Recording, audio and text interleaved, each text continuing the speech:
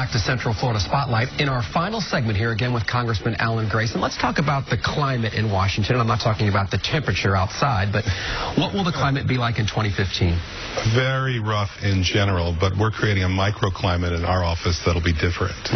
What I mean by that is this. I think what you're going to see is you're going to see desultory efforts on the part of both the Republicans and the White House to find common ground on things that I do not regard as being productive or helpful for the middle class in America. So, for instance, there's a trade deal under discussion. It has massive corporate giveaways. It puts multinational corporations basically in charge of our government. I'm against it. The president has indicated maybe he's for it. The Republicans have indicated maybe they're for it. I'll give you another example. There was a lengthy discussion 2 years ago about changing the formula for cost of living increases for senior citizens under Social Security, basically benefit cuts. I was against it. The president was for it. The Republicans were for it. I think that the version of reaching across the aisle that you're going to see for the next couple of years between the White House and the Republicans essentially will be the cases where the White House adopts principles, policies, ideas that I regard as bad for America because they're bad for the middle class. So my expectations are exceedingly low for the next 2 years regarding everybody else. However, we're going to make a difference.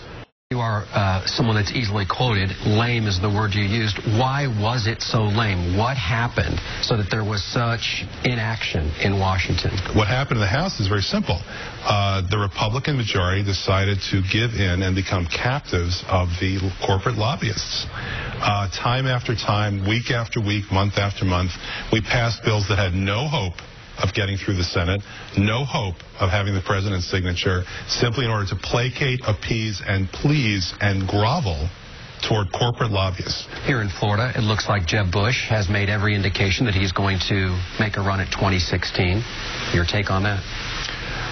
Well, I don't think he'd be the best choice for the American people. I guess we'll just have to wait and see how that works out. I think he's going to run into a lot of problems with his own party, frankly. He's taken positions on education that are definitely not popular within his own party. He's taken positions on other issues that are not popular within his own party. So I'd be surprised if he ends up being the Republican nominee. Frankly, I think at this point Romney's got the inside track. I see him leading in the polls by a very wide margin. He knows how to run.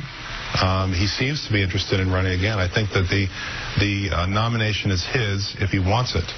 And he'll have to decide whether he wants it or not. I think that, in general, he ran a decent campaign last time. It was not some dirty, vulgar, personality-based campaign. So it might turn out that Republicans regard him as their strongest choice against the Democratic nominee. And the Democratic nominee, it looks as all indications, will be Hillary Rodham Clinton. Well, she seems to be the only one who actually is willing to grab for that brass ring. I literally can't think of anybody else who has said that they're interested in running among the Democrats. It's odd, but that's where we are at this point. You can't beat somebody with nobody. I think people are pleased by her record. Let's face it, she was in the Senate for a long time. She has a record. She was Secretary of State for a long period of time. She has a record. I think also people are excited by the prospect of having a woman as president. At least many people are. Does Benghazi hurt her? No, absolutely not. I will tell you, I'm on the Foreign Affairs Committee. I have access to classified information. I read every cable, every email, every memo regarding Benghazi in a private room that's maintained, I won't tell you where. And I will tell you that, as I said several months ago on C-SPAN, it's the scandal that never was. There is nothing there that would in any way implicate her judgment in a negative manner. The ambassador, God bless him, he went off on his own volition to a place that was dangerous, and sadly he died based upon that decision. He was trying to bring together a country that has collapsed, that is a failed state, and he was doing his best in his own judgment about what to do to try to address that problem, and he gave his life in that noble cause. It certainly does not reflect poorly on Hillary Clinton that he did so. Very good. Thank you for spending this time with us. You're welcome.